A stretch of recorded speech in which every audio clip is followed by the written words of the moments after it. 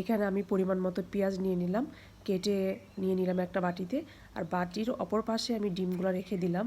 আর ডিমগুলোর মধ্যে আমি 3টা করে দাগ কেটে নিব, কারণ গরম তেলে যখন ডিমগুলো দেওয়া হয় যাতে ফুটে বা ছিটকে যাতে শরীরে এসে না পড়ে।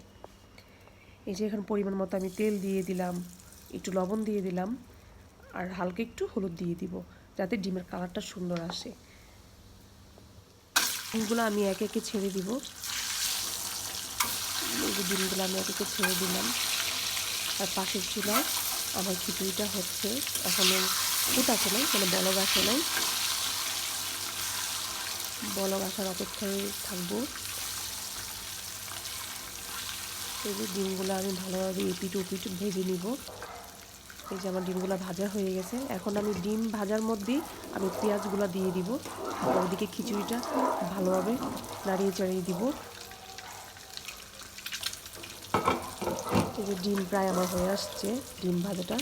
এখন আমি পেঁয়াজ অ্যাড করে দিব। পেঁয়াজ অ্যাড করে ভালোভাবে ভেজে ব্রাউন কালার যখন হয়ে যাবে পেঁয়াজটা, তখন আমি আদা রসুনের পেস্ট দিয়ে দিলাম।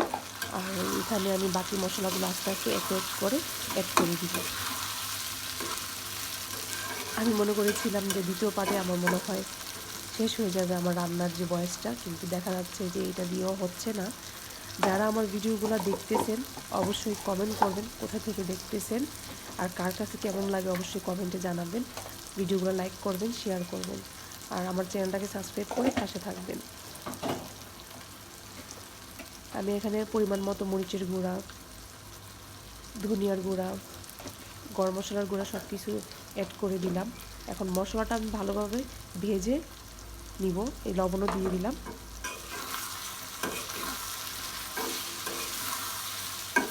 ভালোভাবে ভাজা হয়ে গেলে আমি এখানে পানি দিয়ে দিব পরিমাণ মতো। আমার আবার 3rd নাম্বার ভিডিও একটা মেক করতে হবে, ভয়েস দিতে হবে, কারণ ডিম ভুনা রান্না করাটা এখানে শেষ হচ্ছে না।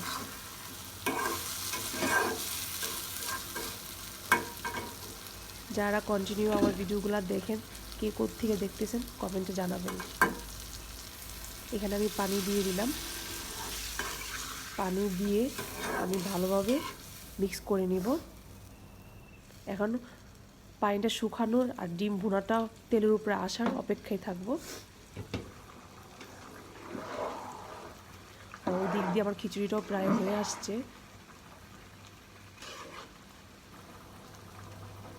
ডিম ভুনার মধ্যে নামানোর আগে ধনিয়া পাতা অ্যাড করব। ধনিয়া পাতা অ্যাড করে আমার সিক্রেট মশলা আছে, ওই সিক্রেট মশলাটাও অ্যাড করে দিব। ওটা তো আমি